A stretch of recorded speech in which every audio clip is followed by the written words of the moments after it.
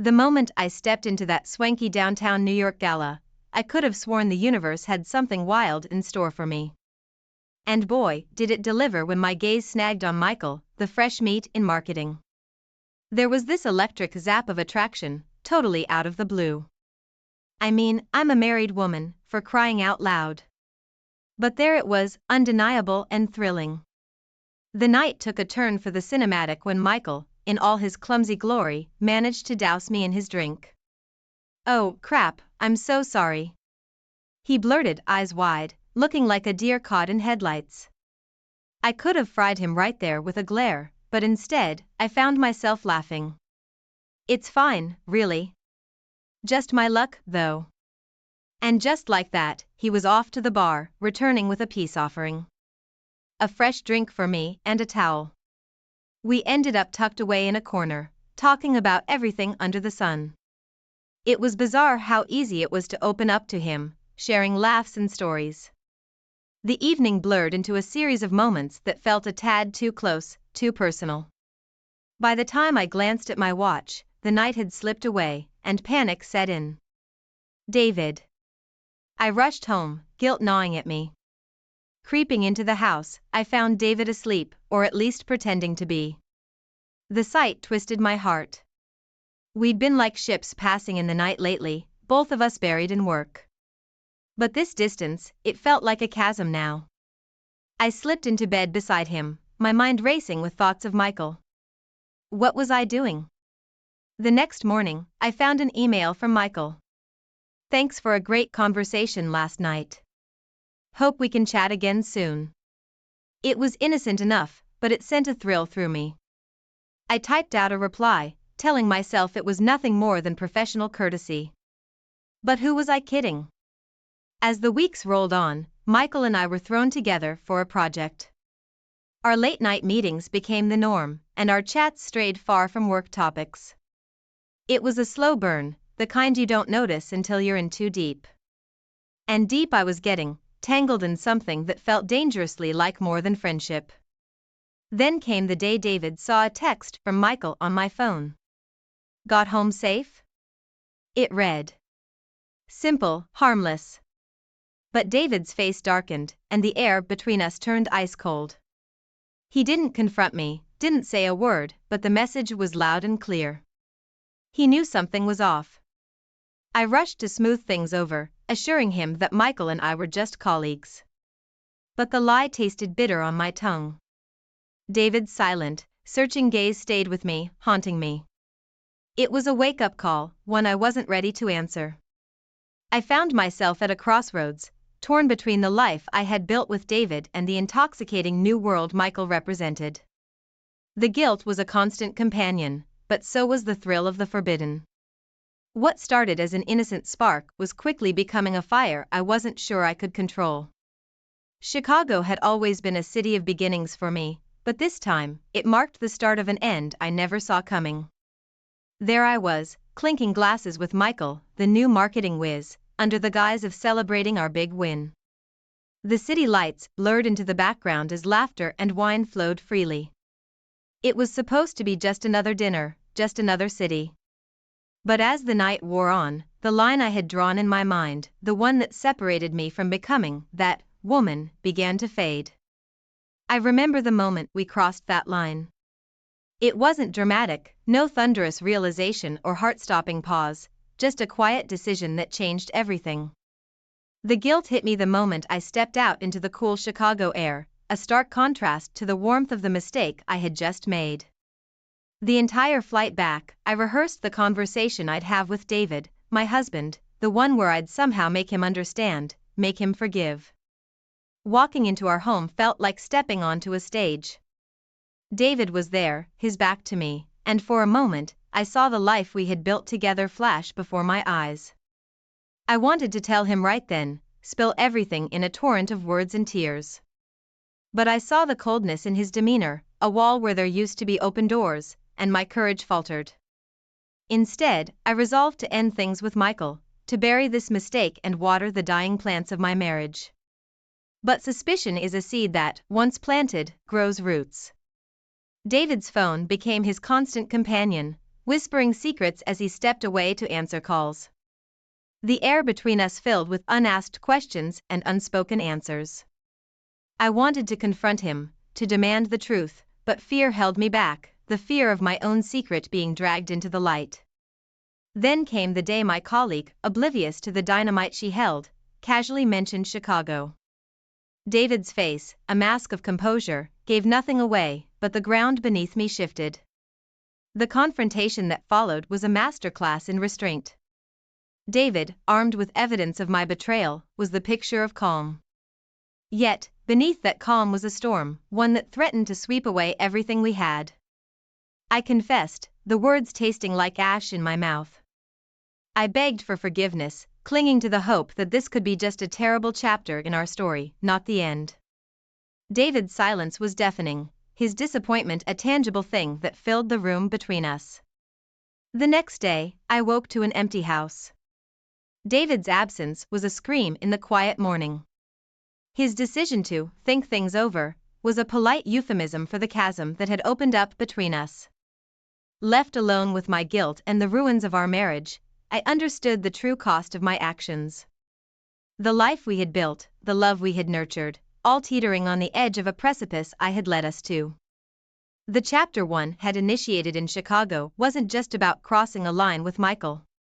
It was about crossing a line from which there was no return, a line that once crossed, changed the course of our lives forever.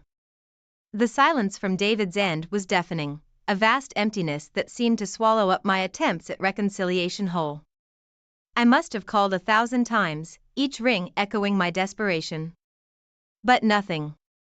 It was like shouting into a void, hoping for an echo that never came. Meanwhile, Michael, oblivious to the turmoil, tried to rekindle what we'd started, but I couldn't. Not now, not with my world crumbling around me. Weeks turned into a blur of waiting and hoping.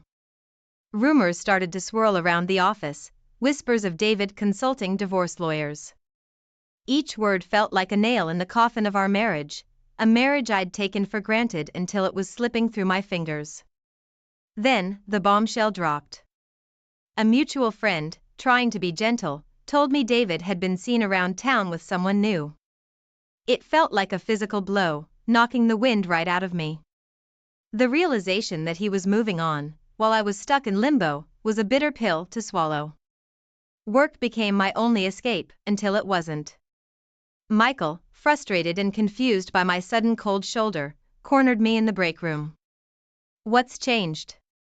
he demanded, his voice a mix of anger and hurt. Our heated exchange didn't go unnoticed, and I could feel the weight of our colleagues' stares, adding a layer of public humiliation to the private shame I was already carrying. But nothing could have prepared me for coming home one evening to find the locks changed. There, taped to the door, was a letter from David. He was filing for divorce, citing irreconcilable differences.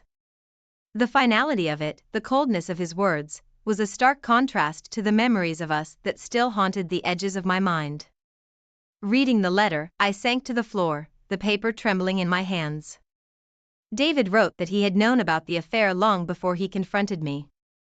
He had hoped I would end it on my own, but my deception sealed our fate. His words cut deeper than any argument we'd ever had. A clear sign that the man I married, the man I thought I knew, was gone. The realization that David had been planning his exit meticulously hit me like a ton of bricks.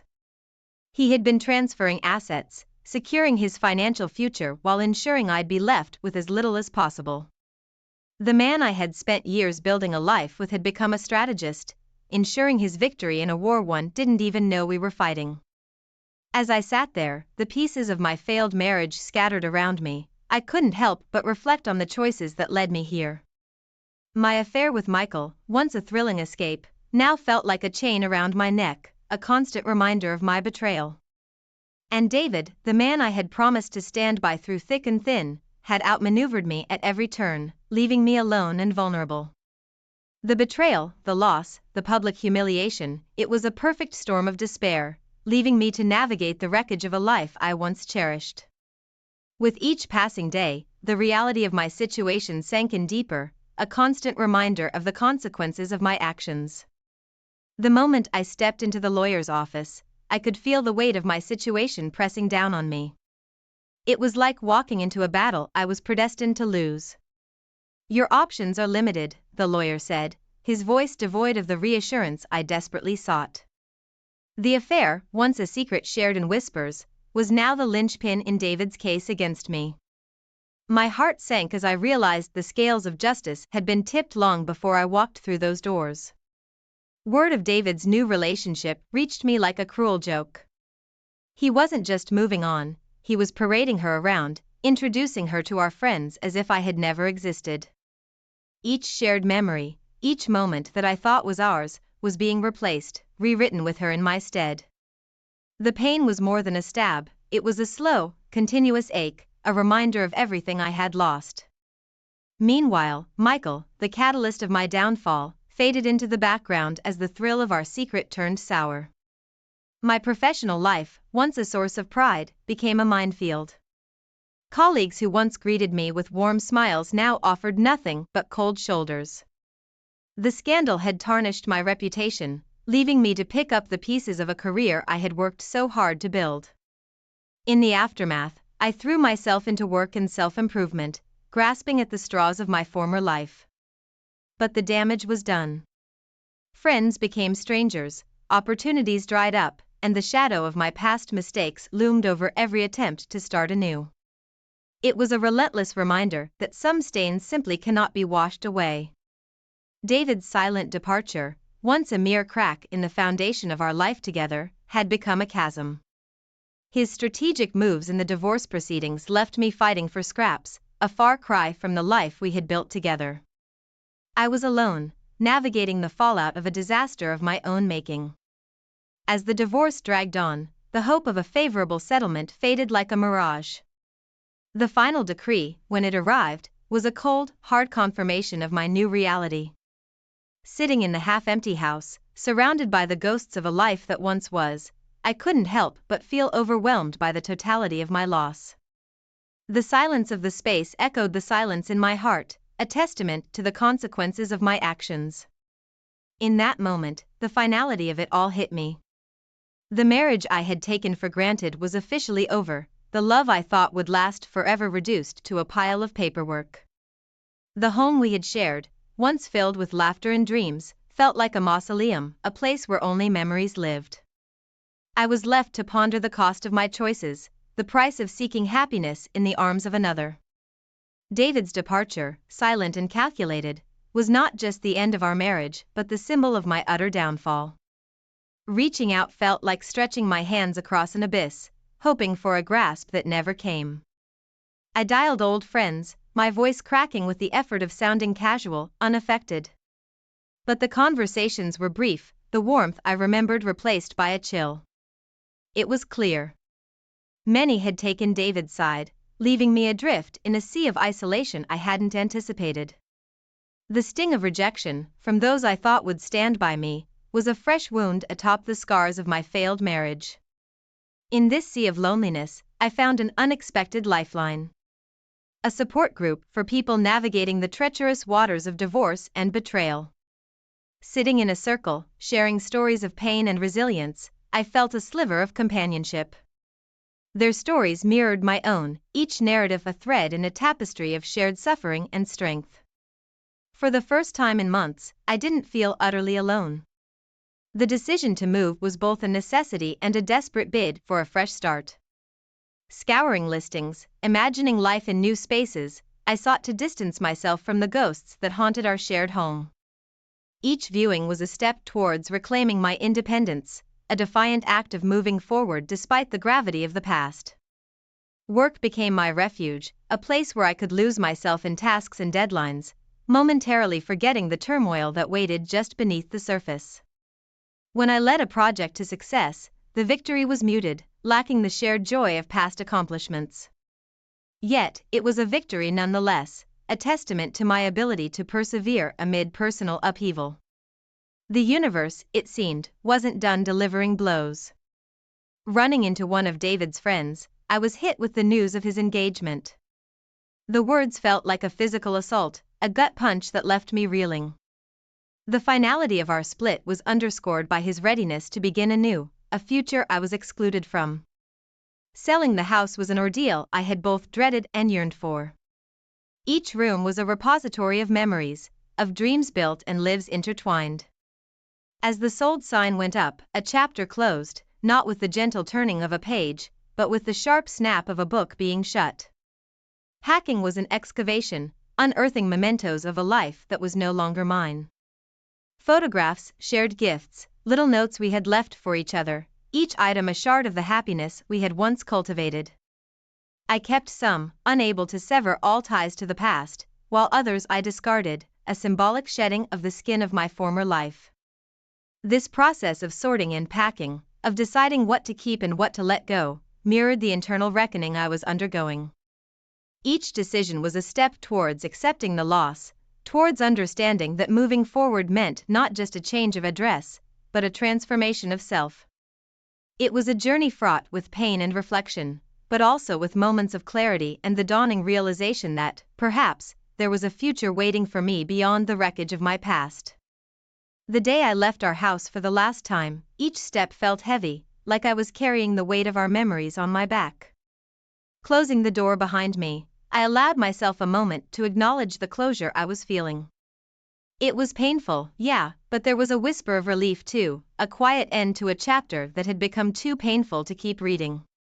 My new apartment was a stark contrast to the home I'd shared with David. It was smaller, quieter, and mine alone. The emptiness echoed my own solitude, a constant companion in this new phase of life. Yet, in the quiet, I found a strange sort of peace, a blank canvas on which to paint my new beginning. In the weeks that followed, I threw myself into new hobbies and interests, anything to redefine who I was outside of my marriage and career. From painting classes to yoga, each new activity was a step towards discovering parts of myself I'd forgotten or never knew existed. It was a slow journey, filled with moments of frustration and joy, but each step forward felt like a victory. Then, one day, I bumped into Michael at a coffee shop. The encounter was as awkward as you'd expect, laden with unspoken words and shared regrets. Hey, was all he managed, the weight of our past hanging between us? Hi, I replied, the simplicity of the exchange belying the complexity of our history. We parted with a nod, a silent acknowledgement of the closure we both needed. Dating again felt like navigating a minefield blindfolded. Each new person I met reminded me how much I feared repeating the mistakes of my past. Conversations felt superficial, connections fleeting. It wasn't that they weren't great, it was me. I was so scared of getting hurt again, or worse, hurting someone else, that I couldn't let anyone in. When I heard about David's wedding, it knocked the wind out of me. Despite everything, part of me had held on to a thread of hope, irrational as it was. I spent the day offline, away from the flood of pictures and well wishes that I knew would be everywhere. It felt like a wound had been reopened, raw and painful. Seeking help, I started attending therapy sessions. Talking through my guilt, learning to understand my actions, and discovering healthier ways to deal with my emotions was transformative. It wasn't an instant fix, but each session felt like peeling back layers of pain and self-doubt, revealing the stronger person underneath. Then, out of the blue, came the opportunity of a lifetime. A job offer in a new city. It was the fresh start I'd been dreaming of, but the thought of leaving everything behind, of truly starting over, was daunting. Yet, deep down, I knew it was exactly what I needed. A chance to rebuild from the ground up, to define myself on my own terms. As I packed my belongings, ready to embark on this new adventure, I couldn't help but feel a mix of excitement and fear. The road ahead was uncertain, filled with unknowns. But for the first time in a long time, I felt hopeful. I was no longer the person who had watched her world crumble. I was someone embarking on a journey of self-discovery and growth. The future was a blank page, and I was ready to start writing my own story. The moment I said yes to the job offer, it felt like I was agreeing to more than just a new position. I was signing up for a whole new life. It was daunting, sure, but the thrill of a clean slate was too enticing to pass up. The decision didn't come easy, but once made, I felt a weight lift off my shoulders. There was no turning back now, and part of me didn't want to. Saying goodbye was harder than I thought it would be. Each farewell was a reminder of what I was leaving behind. A life marked by highs and lows, mistakes and lessons hard learned. The friends and acquaintances who stood by me through the storm offered their well wishes, their support tinged with sadness. "Take care of yourself," they said, and I promised I would, clutching onto the hope that this wasn't an end but a new beginning. The journey to my new city was a blur of emotions. Excitement, fear, anticipation. Stepping off the train, I was met with the unfamiliar sights and sounds of a place that was about to become my home. It was overwhelming, but in a good way. For the first time in a long time, I felt like I was exactly where I was supposed to be. Starting a new job is always a challenge, but this was different. It wasn't just about learning the ropes or fitting in. It was about proving to myself that I could do this, that I could start over and succeed. And succeed I did. The work was hard, but fulfilling, giving me a sense of purpose I hadn't realized I was missing. It was a balm to the wounds of the past. A sign that maybe, just maybe, I was on the right path. Exploring my new surroundings became my weekend ritual. Each new discovery, from the cozy coffee shop down the street to the bustling market filled with unfamiliar scents and sounds, was a small victory. Gradually, I began to build a new network of friends and colleagues, each new connection a thread in the tapestry of my new life. It was exhilarating. The slow but steady process of putting down roots in a place that was once just a spot on the map. One quiet evening, as I sat on my balcony overlooking the city lights, I allowed myself a moment of reflection. The journey that brought me here was paved with pain and loss, but also with growth and resilience. The scars of my past, both visible and invisible, were reminders of what I had endured, but they no longer defined me. I had come out on the other side, not unscathed, but stronger for it. David's departure, once the source of so much pain, had become a catalyst for change. It forced me to confront the reality of my mistakes, to acknowledge the role I played in the unraveling of our marriage. But it also pushed me to grow, to learn from those mistakes and move forward. As I looked out at the city that was now my home, I realized that I was no longer the woman who had watched her world fall apart. I was someone new, someone who had faced her darkest moments and emerged with a newfound sense of self. Looking forward, not back, became my mantra. The road ahead was uncertain, filled with unknown challenges and opportunities. But for the first time in a long time, I felt ready to face whatever came my way. The scars of betrayal would always be a part of me, a reminder of the price I paid for my choices. But they were also a testament to my strength, a strength I never knew I had until I was forced to. The day started off like any other, except it wasn't any other day, it was supposed to be our 9th anniversary. I'd woken up that morning, half expecting Mike to surprise me with breakfast in bed or at least a happy anniversary before he rushed off to work. But nothing. Not a word, not a note, not even a text. By noon, the silence from his end was deafening. It wasn't like we had grand plans, but I'd hoped for some acknowledgement, a small token of our years together. It stung more than I cared to admit. I found myself at Jenna's party that evening, more out of a need to drown out my disappointment than any real desire to socialize. That's where I met Alex. He was Jenna's cousin, in town for a few days. We clicked instantly, finding solace in our shared sense of humor and an uncanny ability to quote lines from our favorite cult classic movies. It was refreshing, talking to someone who seemed genuinely interested in what I had to say. Later that night, after a couple of drinks and too many laughs, Alex and I exchanged numbers. Just for the movie quotes, we joked. But deep down, I knew it was more than that. It felt like a tiny rebellion against the neglect I felt at home. Texting Alex felt like stepping into a world where I was seen and heard. It was just harmless flirtation, I told myself. Nothing more. Over the next few days, our texts became the highlight of my mundane routine. Each ping was a reminder that someone out there found me interesting, funny, worth the effort.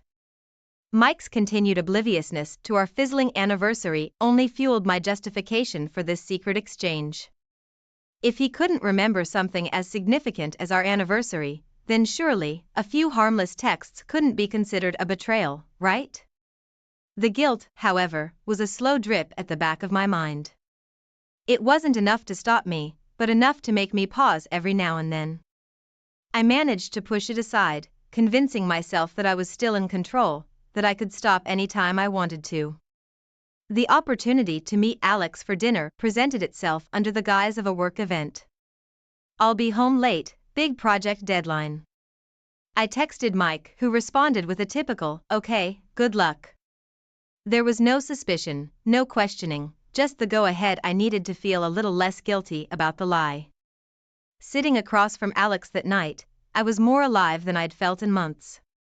The conversation flowed effortlessly, the laughter was genuine, and the connection was undeniable. It was exhilarating, and for a brief moment, I allowed myself to forget about the life and the obligations waiting for me at home. But as I lay in bed that night, Mike's steady breathing beside me, the guilt finally caught up. It was a weight in my chest, a relentless whisper reminding me of the line I'd just crossed. I'd stepped out of the bounds of our relationship, venturing into territory that was undeniably wrong. The excitement of the new connection with Alex clashed violently with the reality of my actions. I found myself at a crossroads, torn between the comfort of my life with Mike and the thrilling unknown that Alex represented. The guilt was a reminder of the betrayal, yet the excitement was a siren call I found hard to resist. The thrill of the forbidden had become my new normal.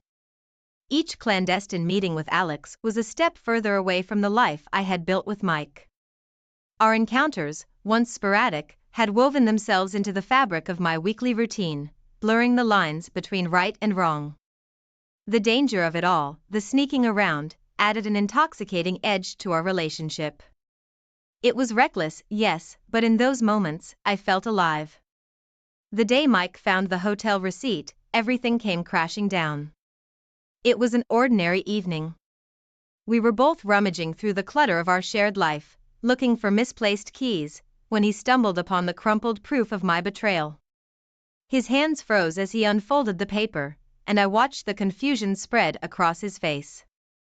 "What's this?" he asked, voice steady but eyes betraying a storm of emotions. I felt my stomach drop, the floor beneath me suddenly unstable. "Oh, that? It's just from a work event," I lied, my voice sounding foreign to my own ears. The receipt, a tangible shard of my duplicity, lay between us, a glaring testament to my infidelity. Mike wanted to believe me. I could see it in the way he hesitated, the way his eyes searched mine for the truth. "If it was just work, why didn't you mention it?" he prodded gently, more in sorrow than in anger. I scrambled for an answer, anything that would extinguish the doubt flickering in his gaze. "It was last minute, didn't think it was important," I said, a knot of anxiety tightening in my chest. Mike nodded, but the shadow of doubt didn't leave his face. It was the first time I saw the foundation of our relationship tremble, cracked by suspicion. Emboldened by Mike's reluctance to push further, I found myself slipping deeper into the affair. The fear of getting caught receded, replaced by a brazen confidence in my ability to lead this double life. Alex and I started meeting more openly, abandoning our previous caution. It was inevitable, then, that someone would see us. Jenna, the mutual friend who had unwittingly played matchmaker at her party, spotted us one afternoon. The look on her face was a mix of shock and disappointment. "Anna, what are you doing?" she asked, her voice low but laced with accusation. I brushed it off, laughing nervously. "Oh, Alex was just showing me some new photography spots around town. You know how much I love that." My heart raced, but I maintained a facade of nonchalance, hoping my lie was convincing enough. Jenna didn't buy it, her eyes narrowing as she took in the scene before her. "This doesn't look like photography, Anna." "Mike deserves better," she said, her words a sobering slap to my conscience. The confrontation with Jenna was a wake-up call, but not in the way it should have been. Instead of pulling back, I dug my heels in deeper, unwilling to let go of the exhilaration Alex brought into my life. The knowledge that others were beginning to notice only added to the thrill, a dangerous game I was convinced I could win. But as I lay in bed that night, Mike's steady breathing beside me, a part of me wondered how long before the house of cards I was building would come tumbling down. The weight of my secrets felt heavier in the silence of the night, a relentless reminder of the chaos I was inviting into our lives. The moment Mike held my phone in his hands, scrolling through the messages that spelled out my betrayal in stark, unyielding text, my world stood still. "Anna, what is this?" His voice, usually so warm and full, was cold, drained of any affection it once held for me. I could see the hurt in his eyes, a deep, consuming pain that I had caused. I had no words, no excuses that could erase the evidence laid bare before us. The silence between us was heavy, charged with the weight of my actions. "Mike, My voice trailed off, unable to form the lies I so desperately wanted to believe myself. "It's true, isn't it?" He wasn't asking for confirmation, he was searching for an understanding he would never find. The truth was undeniable, glaring back at us from the screen of my phone. I nodded, the confession feeling like a physical blow as it left my lips. "Yes, it's true," the admission was a relief and a curse, liberating yet devastating. "I'm so sorry, Mike. It was a mistake, a terrible mistake. Please, can we just talk about this?" Mike's face hardened, the lines of betrayal etching deeper with every word I spoke. "A mistake? Anna, how could you?" His voice broke, the sound echoing the shattering of whatever trust we had left. I reached out, desperate to bridge the chasm my deceit had created between us. "I don't know what I was thinking. Please, Mike, I'll do anything to make this right." My pleas were met with a resolute shake of his head, a barrier rising against my words. "No, Anna, I can't just overlook this. You chose this." His decision was final, a door closing on the life we had built together. The days that followed were a blur of packing boxes and tearful goodbyes. Moving out of our shared home felt like leaving behind a part of myself, each step away a reminder of the love I had squandered. The apartment I moved into was cold, unfamiliar, a stark contrast to the warmth and comfort of our home. Alone, surrounded by the silence of my new reality, the gravity of my mistake began to sink in. The laughter, the shared moments, the love we had cultivated over 9 years, gone, because of my actions. The loneliness was suffocating, a constant companion in the empty apartment. Driven by a mixture of guilt and longing, I reached out to Mike, sending messages that went unanswered, voicemails that were never returned. Each attempt to reconnect was a desperate bid for forgiveness, a hope that we could somehow navigate our way back to each other. But with each passing day, the silence from Mike's end grew louder, a resounding echo of the finality of his decision. I was left to face the consequences of my actions, a reality I had created through choices I could never take back. The realization was a bitter pill to swallow, a lesson learned in the hardest way possible. It was like hitting a brick wall at full speed, the realization that Mike was done, truly done. I'd text, call, leave voicemails that teetered between pleading and prideful, but nothing came back. Not a word, not a sound from his end. It was as if I had become a ghost in his world, an entity he'd chosen to erase completely. The silence was deafening, a constant echo of rejection that followed me into my new, lonely apartment. Each day, I tried to piece my life back together, but the glue that held my sanity in place was fast dissolving. I'd see him sometimes, from a distance, his life seemingly unscathed, moving forward without me. There he was, laughing with someone new, a sight that twisted the knife deeper into the wound. It was clear.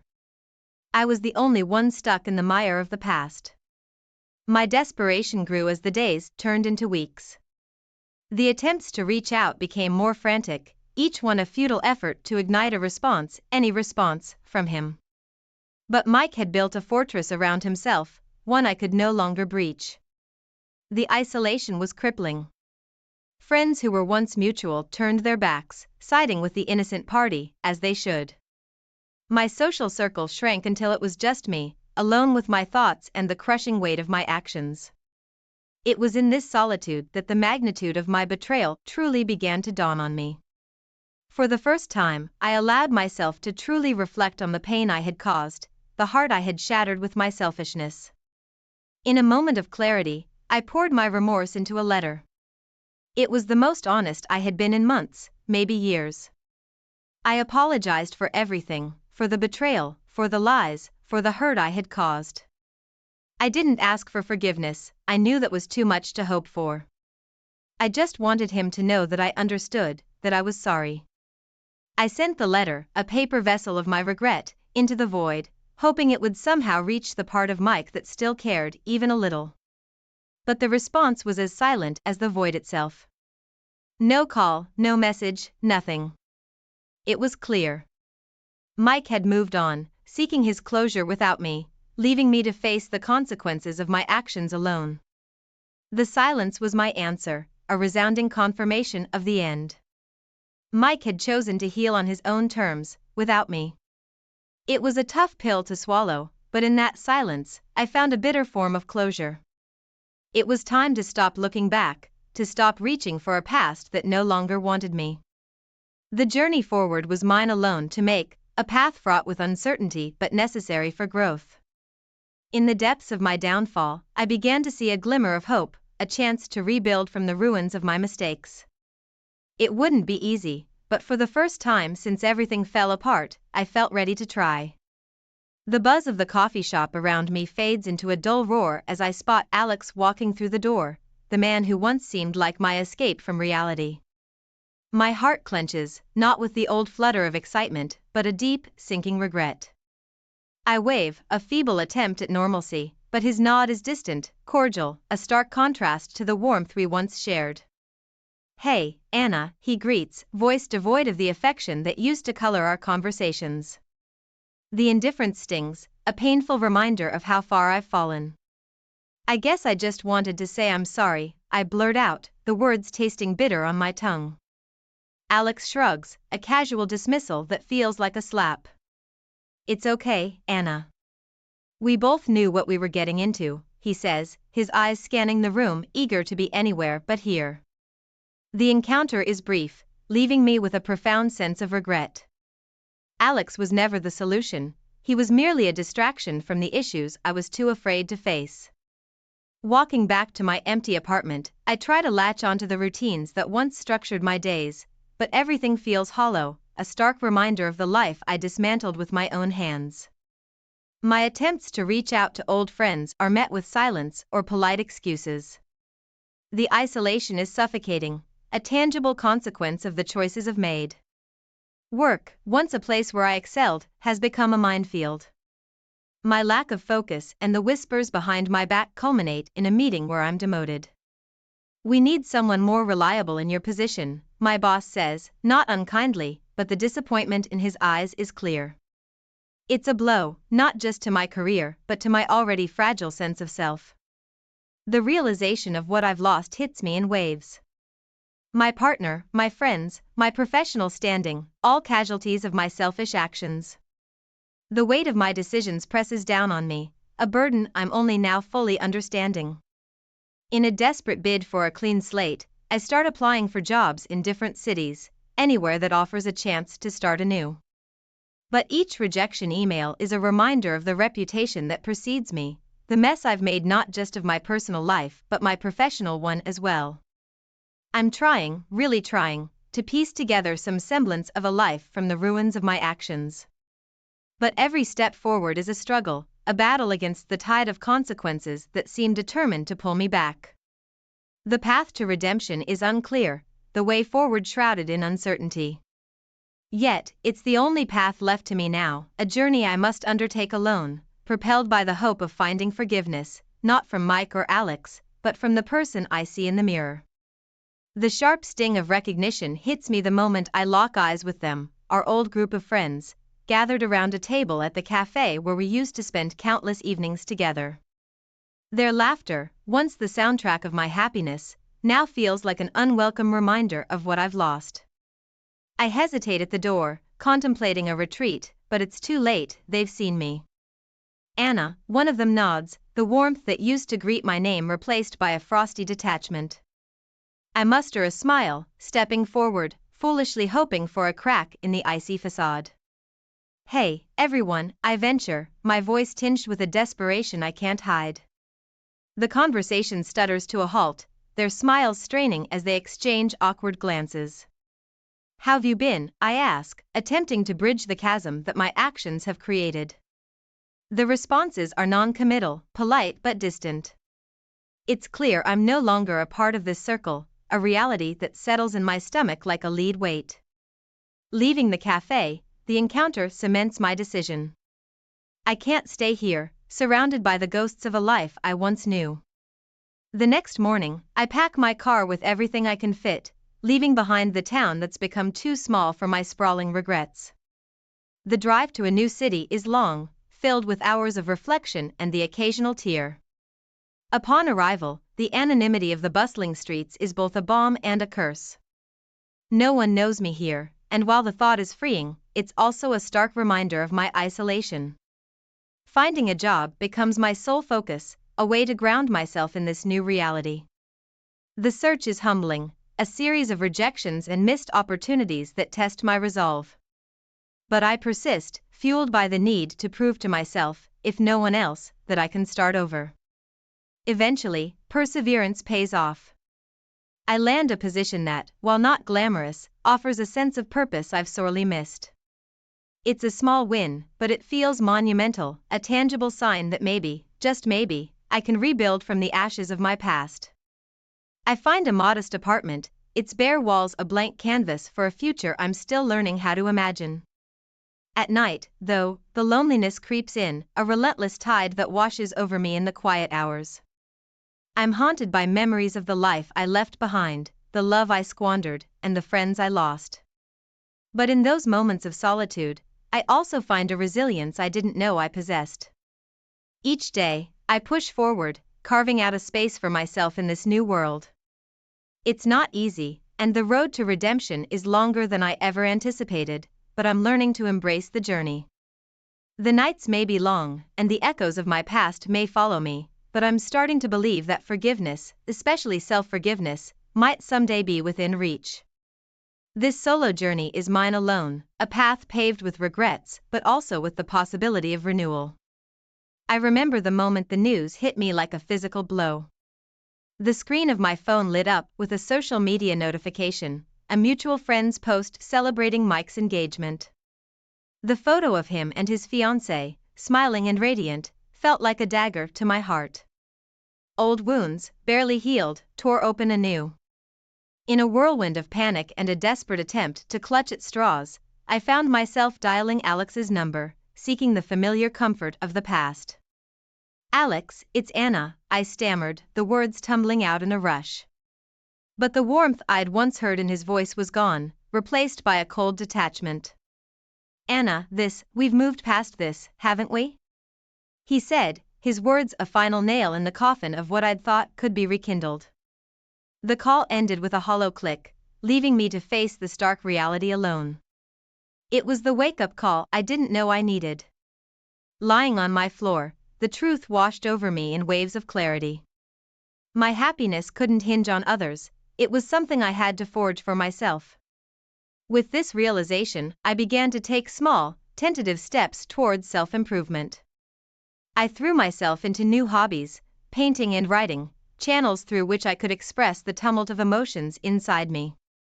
Yet, the journey inward wasn't something I could navigate alone.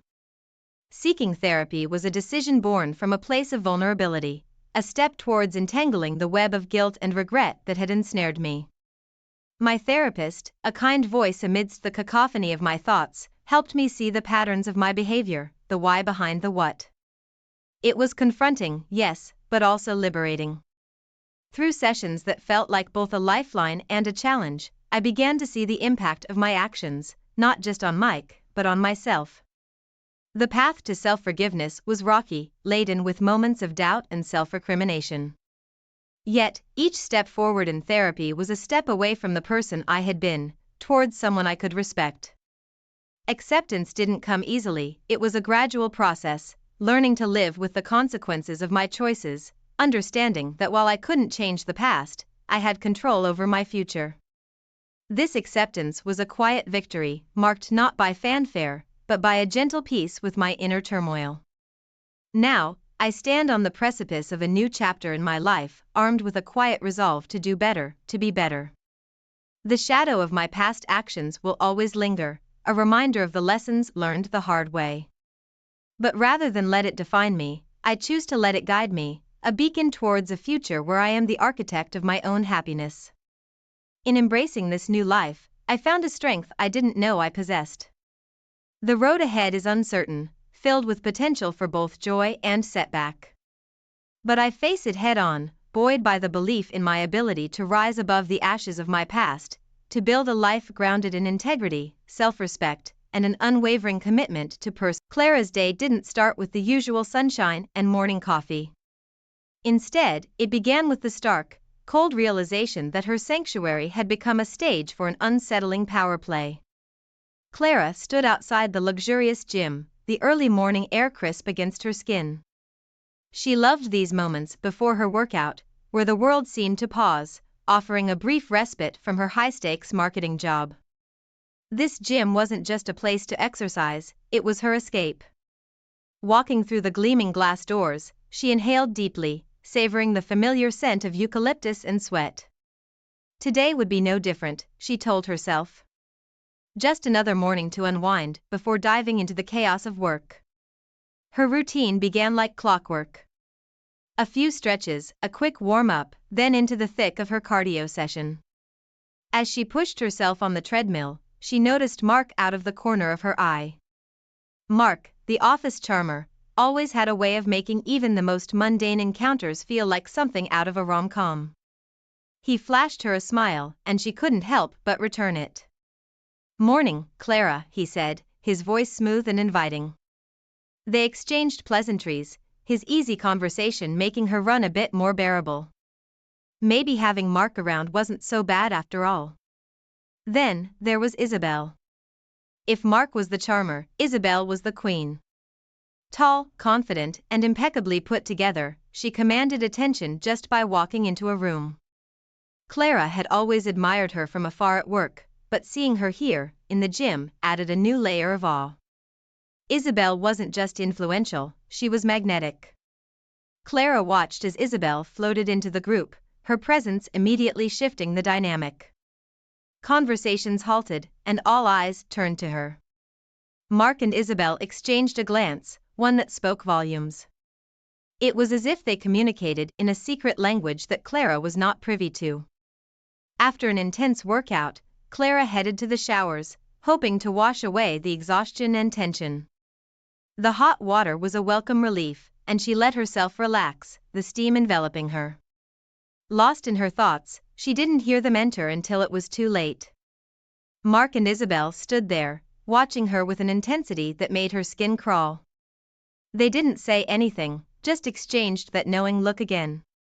Clara's heart pounded in her chest, and she quickly finished her shower, wrapping herself in a towel and fleeing as fast as she could without breaking into a run. What was that about? The next day, Clara's unease lingered. She tried to brush it off as paranoia, but the feeling stuck to her like sweat. She noticed how Mark and Isabel had this magnetic pull over the group. They led conversations, dictated workout routines, and subtly, oh so subtly, intimidated everyone, including her. Was she overreacting? Maybe it was just her imagination running wild. But no matter how much she tried to rationalize it, the discomfort remained. There was something off about the way they moved, the way they looked at her and the others. It was like they were playing a game that only they knew the rules to, and Clara had unwittingly become a pawn. As Clara walked out of the gym, she couldn't shake the feeling that she was being watched, scrutinized. She tried to laugh it off, thinking she was being ridiculous. After all, what could Mark and Isabel possibly want with her? Little did she know, this was only the beginning. Her sanctuary had been breached, and the subtle, unspoken authority of Mark and Isabel was just starting to reveal its true nature. Clara's morning routine was no longer just a way to unwind, it had become the prelude to a sinister game she wasn't prepared to play. Clara never imagined that her daily sanctuary would become a battlefield where her sanity and self-worth were the stakes. The gym was supposed to be her escape, her haven. Instead, it was quickly becoming a place of dread. Clara had barely recovered from yesterday's unnerving encounter when she found herself once again in the shower, the steam rising around her like a suffocating blanket. She tried to lose herself in the soothing cascade of hot water, but her peace was short-lived. Mark and Isabel entered, their presence turning the warm water cold with an icy shiver down her spine. Today, they didn't just stand there. They invaded her space, their bodies uncomfortably close. "Hey, Clara." Mark's voice echoed off the tiles, deceptively casual. "Tough workout today, huh?" She nodded, hoping they would take the hint and leave, but they didn't. Isabel leaned against the wall, her eyes never leaving Clara's. "You look tense," Isabel remarked, her tone dripping with false concern. "Maybe you need to relax a bit more." Clara's heart pounded, they weren't just making small talk. Their words were laced with something darker, something that made her feel exposed and vulnerable. She wrapped her towel tighter around herself, but it did little to shield her from their scrutiny. As they finally left, she tried to shake off the feeling of their eyes lingering on her. She wanted to scream, to cry, to do anything but stand there frozen in fear and something else she couldn't quite name. A twisted excitement that made her stomach churn. The rest of the day was a blur. At work, Clara tried to focus on her tasks, but her mind kept drifting back to the shower. The way Mark and Isabel had looked at her, the way they had spoken. It was like they were playing a game, and she was the pawn. She felt a mix of fear and a strange, inexplicable thrill. Was she losing her mind? Each morning followed the same dreadful pattern.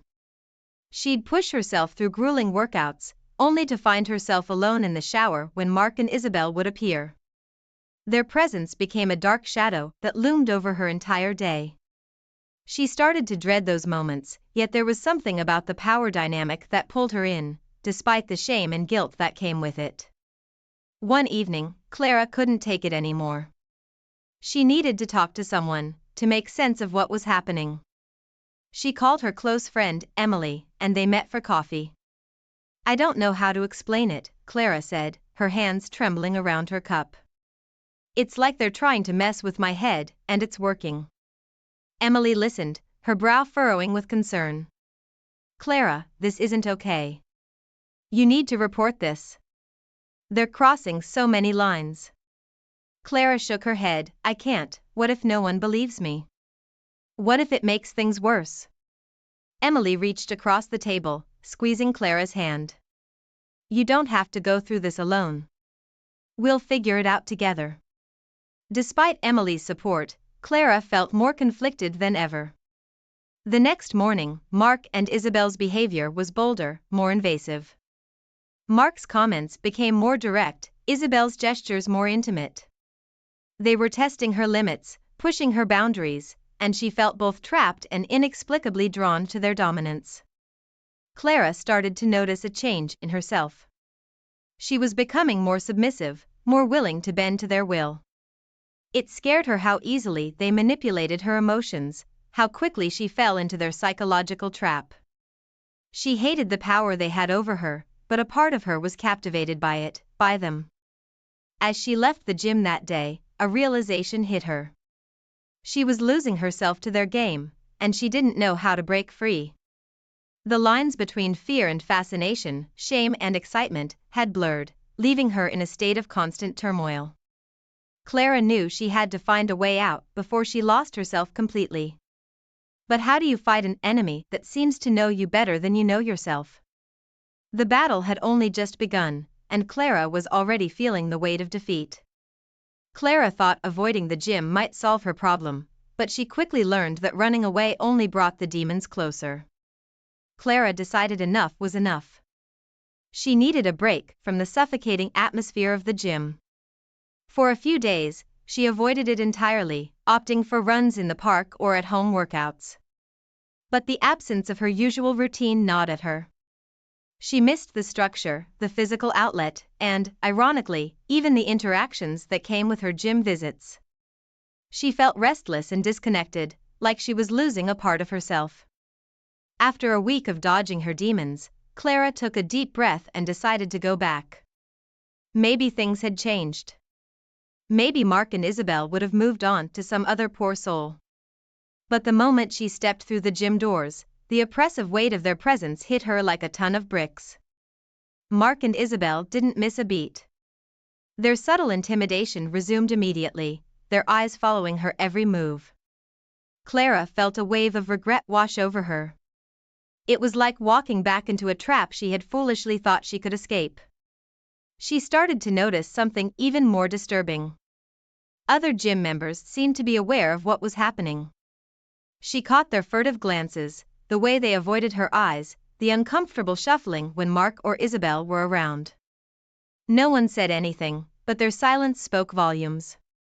Clara felt isolated and powerless, like she was living in some twisted parallel universe where everyone saw her suffering but chose to ignore it. One particularly exhausting morning, after pushing herself through a brutal workout, Clara headed to the locker room. She just wanted to grab her stuff and get out of there. But Mark was waiting for her, leaning casually against the row of lockers. "Clara," he said, his tone deceptively friendly. "We need to talk." She froze, her heart racing. "About what?" she managed to ask, her voice barely above a whisper. He stepped closer, his eyes boring into hers. "About you trying to avoid us. That's not a good idea, you know. There could be consequences." Panic surged through her. She wanted to run, to scream, but she felt paralyzed. "What do you want from me?" she whispered, her voice trembling. Mark smiled, a cold, calculated smile that sent shivers down her spine. "Just your cooperation. It's not that hard, is it?" The next few days were a blur of fear and helplessness. Isabel ramped up her intimidation tactics, making direct comments about Clara's appearance and behavior that cut deeper than any physical blow. Every word was a chisel, chipping away at her confidence. "You look tired, Clara," Isabel would say with a smirk. "Maybe you're not cut out for this kind of routine." Clara tried to stand up to them, tried to muster the strength to push back, but every attempt was met with laughter and mockery. They made it clear that she had no power in this situation. Mark's threats echoed in her mind, and Isabel's barbs left her feeling raw and exposed. The stress started to take its toll on her work. She was distracted, constantly looking over her shoulder, jumping at shadows. Her performance plummeted, and her boss began to notice. "Clara, is everything okay?" he asked one day, concern evident in his voice. She forced a smile, nodding. "Yeah, just a bit overwhelmed, that's all." But the truth was, she was terrified. Terrified that Mark and Isabel's influence extended beyond the gym, that their reach could affect every aspect of her life. She felt like she was unraveling, one frayed thread at a time. Clara knew she couldn't keep going like this, but she didn't know how to fight back. She felt trapped in a nightmare, with no end in sight. The walls were closing in, and she was running out of air. Every day was a struggle to keep her head above water, and she wasn't sure how much longer she could hold on. The gym was no longer just a place for workouts. It had become a battleground, and Clara was losing. Clara's world shattered with a single envelope, turning her already precarious reality into a living nightmare. Clara's day had started out somewhat normal, or as normal as things could be, with Mark and Isabel looming over her life like dark clouds. She was at her desk, trying to focus on a marketing campaign, when an envelope marked "Confidential" was slipped under her office door. Her heart sank. She had a bad feeling about this. With trembling hands, she tore it open and pulled out the contents. Her blood ran cold. Inside were photos of her in the gym showers, compromising and invasive. There was a note, too. Comply with our demands, or these go public. Panic surged through her veins. How had they managed to get these photos? The thought of those images being out in the open, for everyone to see, was unbearable. Clara felt a wave of nausea.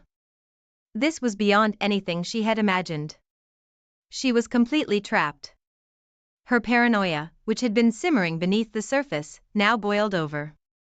Everywhere she went, she felt their eyes on her.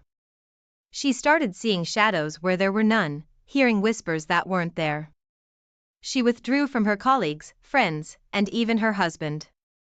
She felt isolated and vulnerable, like a deer caught in the headlights. One day, in a moment of sheer desperation, Clara decided she had to confront Mark and Isabel. She found them in the gym, their usual smug expressions firmly in place. "This has to stop," she shouted, her voice echoing off the gym walls.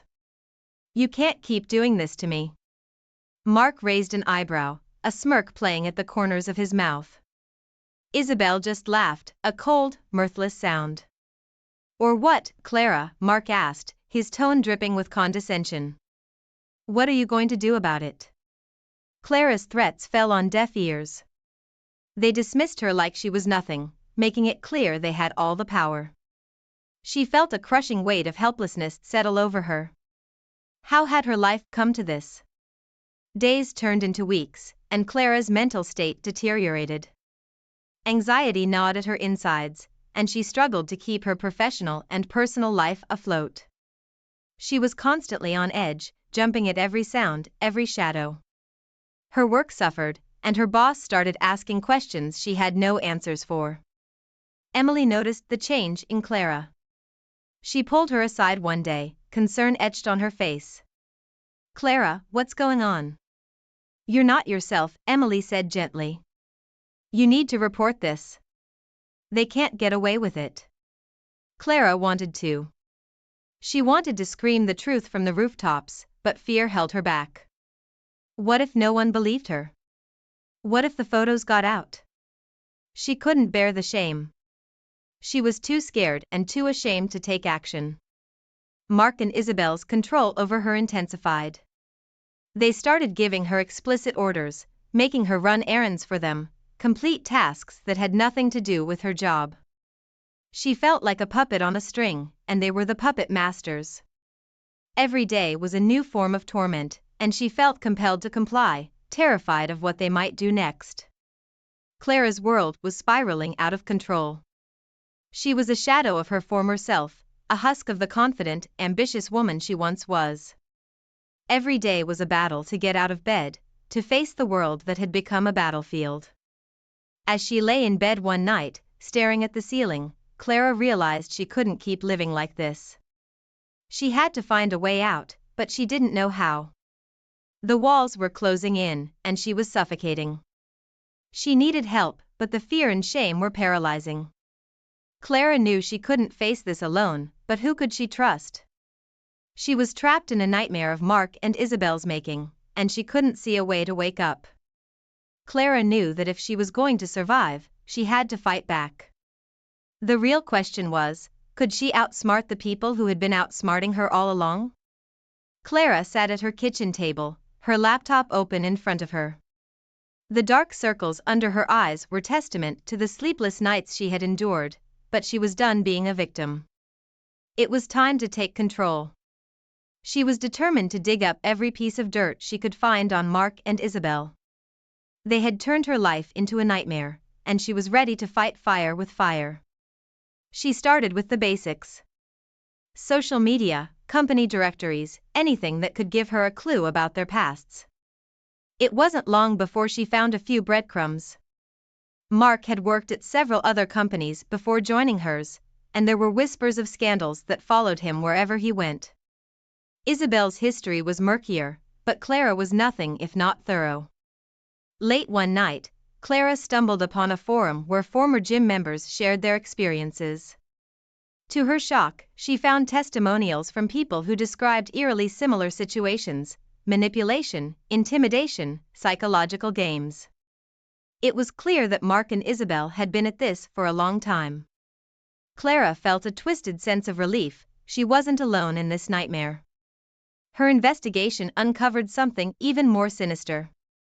Mark and Isabel were part of a secret network within the company, using the gym as a hunting ground to exploit and dominate employees. Clara's stomach churned at the thought of how many others had fallen victim to their twisted games. With newfound determination, Clara began gathering evidence. She documented every interaction, every veiled threat, every compromising situation. She reached out to former gym members, convincing them to share their stories. Some were hesitant, too traumatized to revisit their past, but others were eager to see Mark and Isabel brought to justice. One evening, Clara's investigation took an unexpected turn. She received another anonymous letter. Her hands shook as she opened it, fearing more threats. Instead, she found detailed information about Mark and Isabel's involvement in the network, along with more compromising photos. But these weren't of her, they were of other victims. Someone within the network was trying to help her. For the first time in weeks, Clara felt a glimmer of hope. She wasn't fighting this battle alone. She had an ally, someone who knew the inner workings of the network and wanted to see it dismantled. The realization gave her strength, bolstering her resolve to bring Mark and Isabel to justice. Clara threw herself into her investigation with renewed vigor. She compiled a dossier of evidence, meticulously organized and damning. She knew she had to be careful, but she also knew she couldn't let fear paralyze her any longer. The next step was clear. She needed to confront Mark and Isabel with everything she had gathered. But she couldn't do it alone. Clara reached out to Emily, her rock through this whole ordeal. They sat down over coffee, and Clara laid everything out, the photos, the testimonies, the evidence of the network. Emily's eyes widened with each revelation. "Clara, this is huge," Emily said, her voice a mix of awe and concern. "We need to be smart about this. If we go to the authorities, we need to make sure we have enough to bring them down." Clara nodded, feeling the weight of the task ahead. "I know. But we can do this. We have to. For everyone they've hurt." They spent the next few days strategizing, planning their next move. Clara felt a strange mix of fear and exhilaration. She was no longer a pawn in Mark and Isabel's game. She was ready to turn the tables.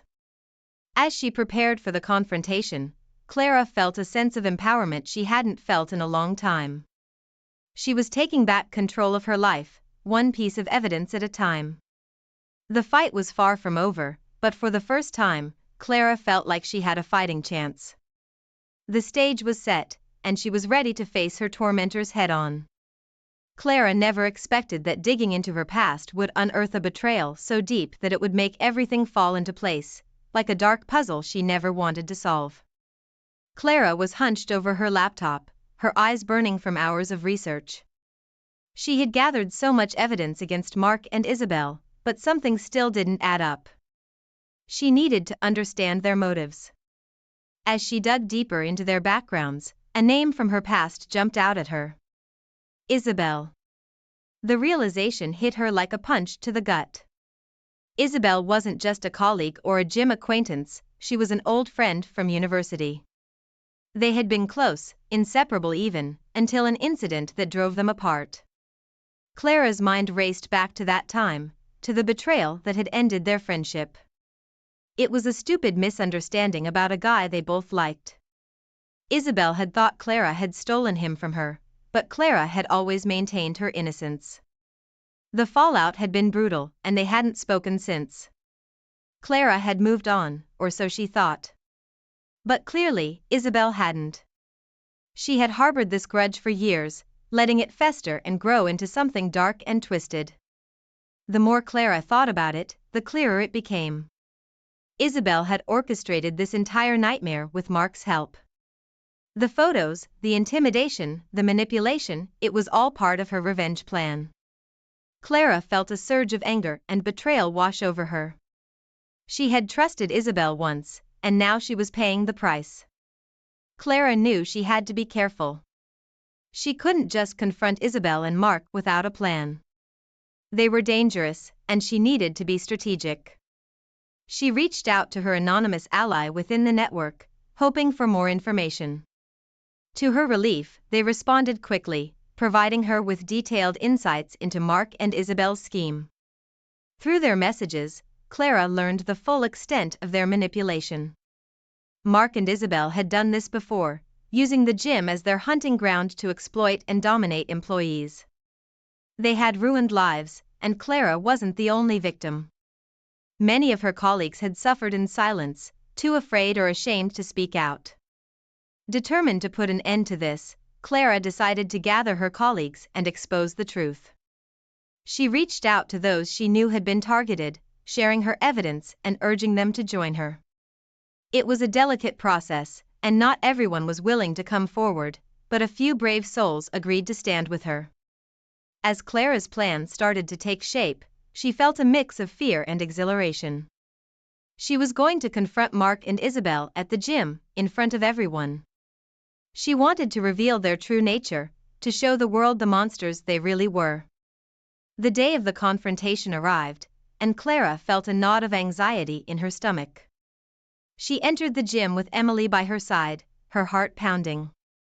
She had rehearsed this moment over and over in her mind, but now that it was here, she wasn't sure if she was ready. Mark and Isabel were there, as usual, holding court among their admirers. Clara took a deep breath and stepped forward. "Mark, Isabel," she called out, her voice surprisingly steady. "We need to talk." They turned to face her, their expressions smug and confident. But Clara wasn't backing down. She pulled out the folder containing all the evidence she had gathered and began to speak, her voice growing stronger with each word. "This stops now," she said, her eyes locked onto Isabel's. "I know what you've been doing, and I have proof." The room fell silent as Clara laid out her case. She showed the photos, the testimonies, the documents linking them to the secret network. She revealed Isabel's grudge and the lengths she had gone to for revenge. The gym members watched in shock as the truth came to light. Isabel's confident facade cracked, her eyes narrowing with anger. Mark tried to bluster his way out of it, but the evidence was overwhelming. Clara's colleagues began to murmur, their disbelief turning to outrage. "This is ridiculous," Isabel hissed, but Clara could see the fear in her eyes. "No, Isabel," Clara said, her voice cold. "What's ridiculous is the way you've manipulated and hurt people. It ends today." With her allies backing her up, Clara felt a surge of triumph. She had faced her tormentors and won. The gym was no longer their domain, it was a place of justice. As she looked around at the faces of her colleagues, she knew they had taken the first step towards healing. And for the first time in a long while, Clara felt like she could finally breathe. Clara's pulse raced as she stepped into the conference room, knowing this was her moment to turn the tables and reveal the truth about Mark and Isabel. Clara stood before her colleagues, her heart pounding in her chest. The evidence she had painstakingly gathered was spread out on the table, and the room was filled with tense silence. She had arranged this meeting to share everything she had uncovered about Mark and Isabel's manipulative schemes. The stakes were high, and she could feel the weight of everyone's eyes on her. "Thank you all for coming," Clara began, trying to keep her voice steady. "I know this is a lot to take in, but it's important you see the truth." She started with the photos, the anonymous letters, the testimonies from former gym members. Every detail painted a picture of calculated cruelty and manipulation. Her colleagues were shocked and horrified as the pieces came together. Murmurs of disbelief filled the room, but Clara could see the fear in some eyes. "What are we supposed to do?" someone asked, their voice trembling. "If we speak out, they could ruin us." Clara took a deep breath. "I understand your fear, believe me. But we can't let them keep doing this. We have to stand together. If we're united, they can't silence us all." It took some convincing, but a few brave colleagues finally agreed to stand with her. They knew the risks, but they also understood the importance of exposing Mark and Isabel's true nature.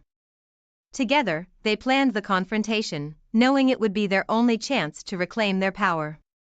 The day of the confrontation arrived, and Clara felt a mix of nerves and determination.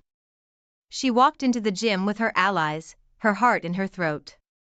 This was it. The moment they had been preparing for.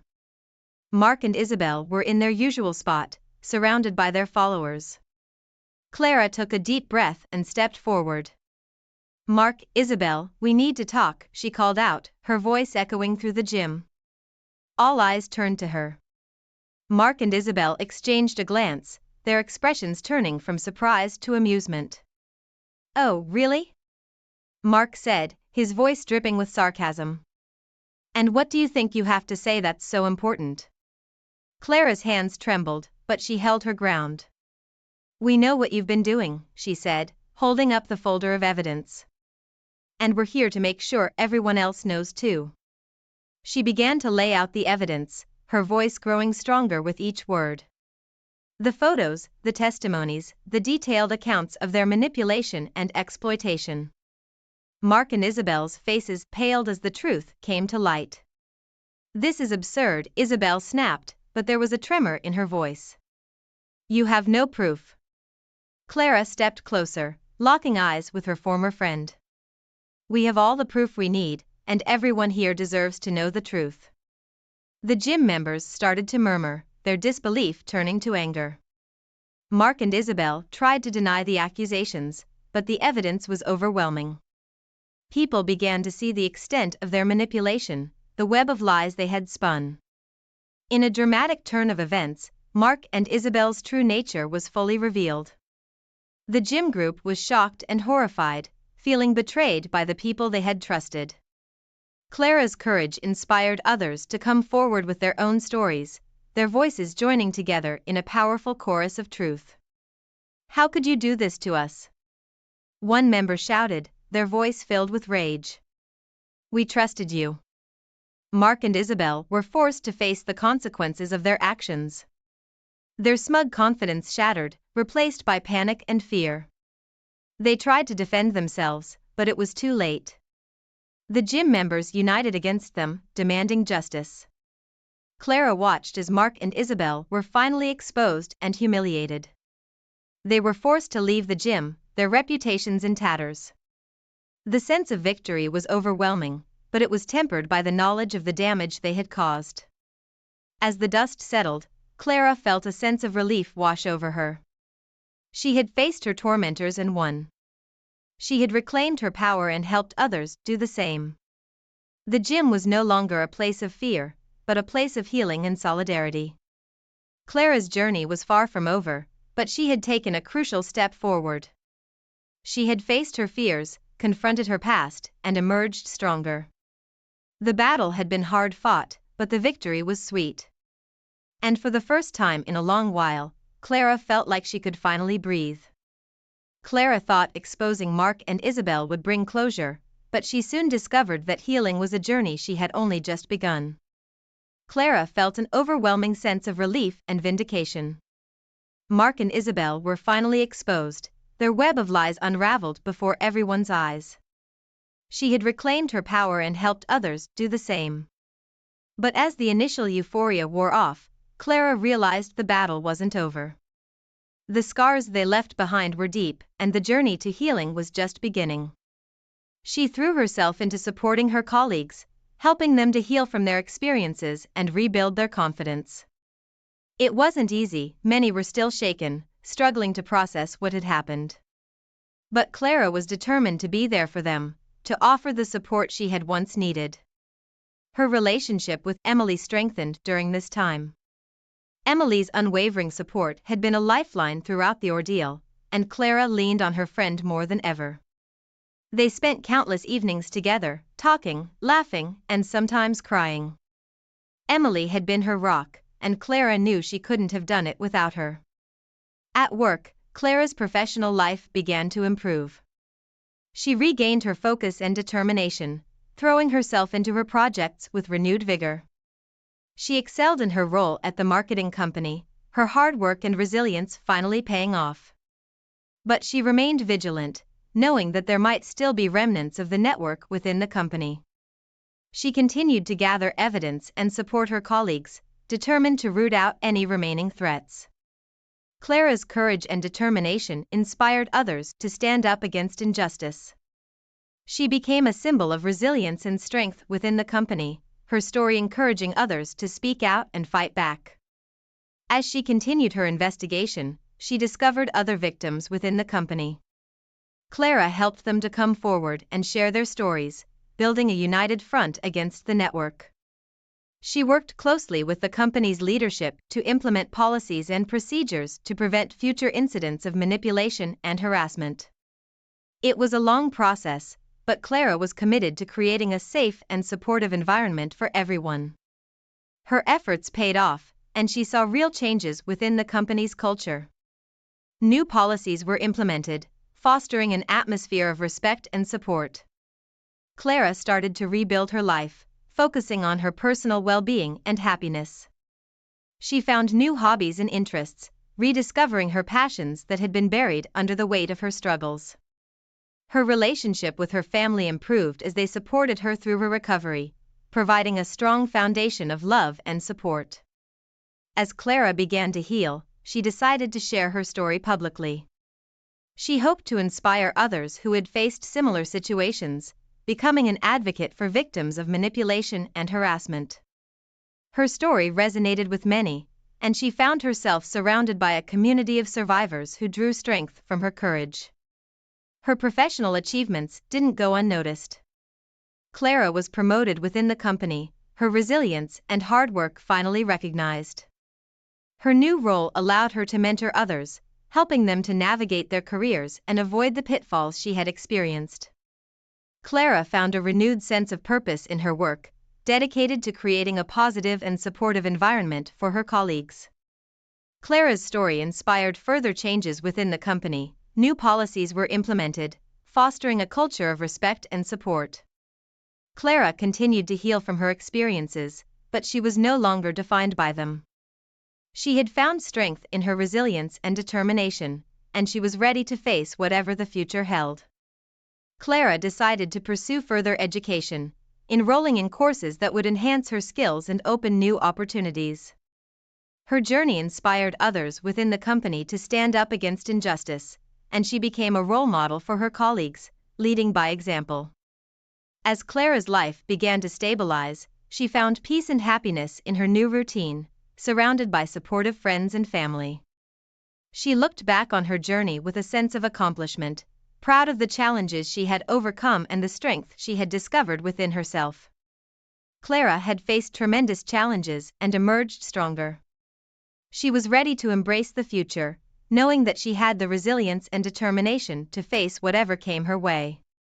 The battle had been hard fought, but Clara had won. And for the first time in a long while, she felt a sense of calm and confidence about what